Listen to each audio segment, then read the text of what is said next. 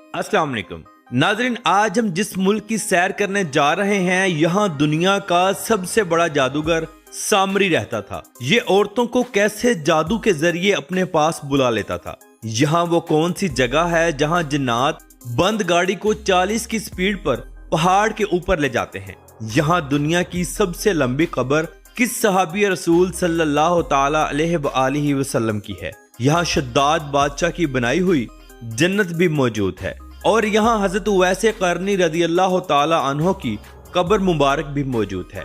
इन सब के अलावा और भी बहुत कुछ देखेंगे आज की हम इस वीडियो में। तो आज हम सैर करने जा रहे हैं ओमान की। तो चलिए सफर का एक शानदार आगाज करते हैं। सल्तनत ऑफ ओमान, वो मुल्क जो समुंदर क्रॉस करके पाकिस्तान के सबसे करीब है। पाकिस्तान से लोग सिर्फ 45 मिनटों में बाई एयर ओमान पहुंच जाते हैं।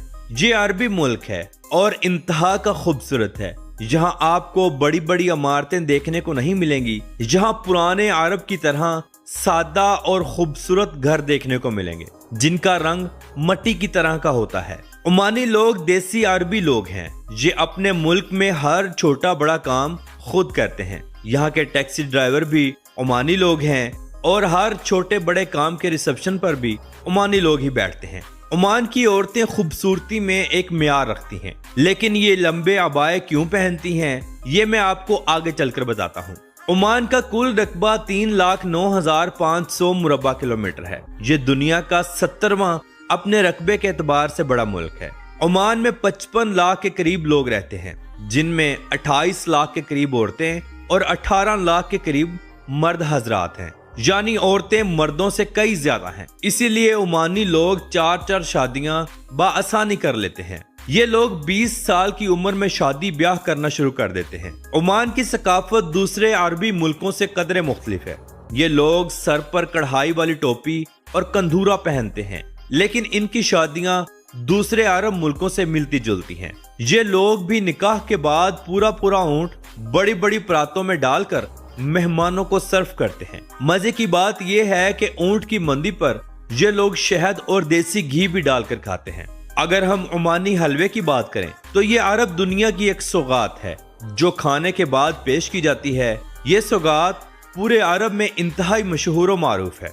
नाज़रीन, सामरी जादूगर वो इंसान था जो किसी भी खूबसूरत अरबी औरत के पाँव की मट्टी अपने जिन्नात के जरिए उठवाता, उस पर जादू करता और औरत को अपने पास बुला लेता, फिर औरत से जैसा भी काम चाहता करवा लेता।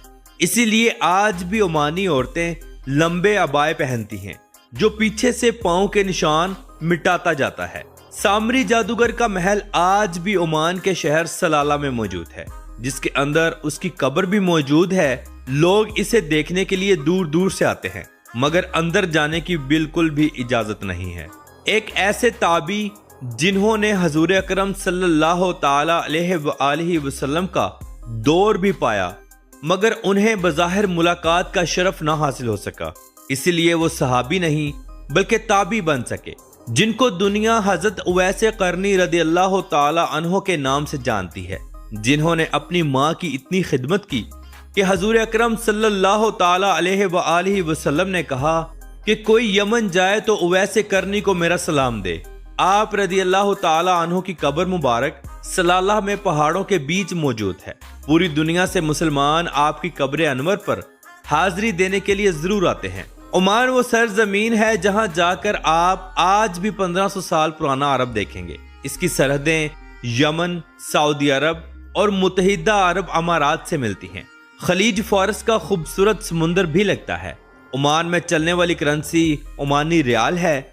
एक ओमानी रियाल पाकिस्तानी 731 रुपयों के बराबर है। ये दुनिया की तीसरी मजबूत तरीन करेंसी है। नाज़रीन, दुनिया की सबसे लंबी कब्र हजरत इमरान अलैहिस्सलाम की है, जो कि अल्लाह ताला के नबी थे। आप अलैहिस्सलाम का मज़ार मुबारक भी सलाला में ही मौजूद है। आप अलैहिस्सलाम की कब्र मुबारक 41 फुट लंबी है। सैकड़ों लोग रोजाना की बुनियाद पर यहाँ फातिहा पढ़ने के लिए आते हैं। सलाला शहर सदियों पहले यमन का हिस्सा हुआ करता था और सलाला में ही वादी सबा मौजूद है, जिसकी मलका बल्कीस थी और मलका बल्कीस की कौम को कौम सबा कहा जाता था। ملکہ بلقیس نے 900 سال اپنی قوم پر حکومت کی تھی۔ ملکہ بلقیس کا محل بھی آج سلالہ میں موجود ہے جو ہزاروں سال پرانا ہے۔ حضرت سلیمان علیہ السلام نے ملکہ بلقیس کو اسلام کی دعوت دی کیونکہ قوم سبا آگ اور سورج کی پوجا کرتی تھی۔ یہ محل چھوٹے بڑے پتھروں سے تیار کیا گیا تھا اور آج بھی اپنی اصل حالت میں موجود ہے۔ اس محل کو دیکھنے کے لیے پوری دنیا سے لوگ یہاں آتے ہیں۔ سلالہ ایک ایسا شہر ہے کہ جب پورے عرب میں گرمی کا عروج ہوتا ہے یعنی جون، جولائی اور اگست، وہیں سلالہ میں مطر لگتی ہے۔ مطر یعنی ہلکی ہلکی بارش ہوتی ہے اور ہر وقت ہوا میں نمی محسوس ہوتی ہے۔ ان دنوں سلالہ کے پہاڑ بھی سرسبز ہو جاتے ہیں۔ تمام عرب ملکوں سے لوگ اس موسم کو انجوائے کرنے کے لیے سلالہ میں آتے ہیں۔ ان دنوں یہاں میلہ بھی لگتا ہے۔ کہتے ہیں کہ سلالہ شہر کو سلطان قابوس کے والد سعید بن تیمور کی بیوی کو یمن کے سلطان نے بطور تحفہ جہیز میں دیا تھا۔ سعید بن تیمور کی بیوی یمن کے بادشاہ کی بیٹی تھی۔ عمان کا دارالحکومت مسقط سٹی ہے۔ یہ باقاعدہ ایک صوبے کی حیثیت بھی رکھتا ہے۔ یہ صوبہ 3500 مربع کلومیٹر پر پھیلا ہوا ہے اور یہاں 18 لاکھ کے قریب لوگ رہتے ہیں۔ عمان میں ایک بہت بڑی تعداد غیر ملکی لوگوں کی بھی ہے۔ لاکھوں تو صرف پاکستانی ہی موجود ہوں گے جو کام کی غرض سے وہاں موجود ہیں۔ یہ علاقہ بالکل سمندر کے کنارے پر آباد ہے۔ مسقط کی کارنش بہت خوبصورت ہے۔ آپ جس بھی شہر میں جائیں وہاں سمندر کے ساتھ کارنش بنائی گئی ہیں جہاں لوگ اپنی فیملیز کے ساتھ خوب انجوائے کرتے ہیں۔ ناظرین، عمان 1970 سے پہلے کچھ بھی نہ تھا۔ نہ یہاں کوئی بندرگاہ تھی اور نہ ہی کوئی ایئرپورٹ۔ یہاں صرف 10 کلومیٹر لمبی سڑکیں تھیں، لیکن آج عمان دنیا کا جدید ترین ملک ہے۔ اس قدیم ملک کو ترقی کی راہ پر ڈالنے والا انسان سلطان قابوس ہے۔ سلطان قابوس نے اس ملک کو تاریکیوں سے اٹھا کر آسمان کی بلندیوں پر پہنچایا۔ آج سلطان قابوس اس دنیا میں موجود نہیں ہے۔ سلطان قابوس 50 سالوں تک عمان کے بادشاہ رہے۔ عمان میں اتنی صفائی ہے کہ یورپ بھی اس کے آگے کچھ نہیں۔ ایک دور تھا جب یہاں پرتگال کی حکومت ہوا کرتی تھی جس کو سعید بن تیمور نے ختم کیا تھا۔ عمان میں آپ کو ہر جانب پہاڑ اور وادیاں ہی دیکھنے کو ملیں گی۔ یہ پہاڑ خشک اور انتہائی خوبصورت ہیں۔ عمان کی سڑکیں اور سائیڈوں پر لگے کھجور کے درخت اس کی خوبصورتی کو 4 چاند لگا دیتے ہیں۔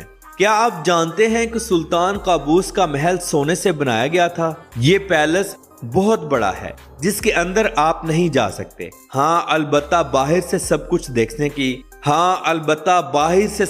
دیکھنے کی اجازت ہے۔ اس محل کے کمروں سے لے کر باتھ روموں تک میں سونے کا کام کیا گیا ہے۔ حتیٰ کہ اس محل کے دروازوں پر بھی خالص سونے سے نقش و نگار کیے گئے ہیں۔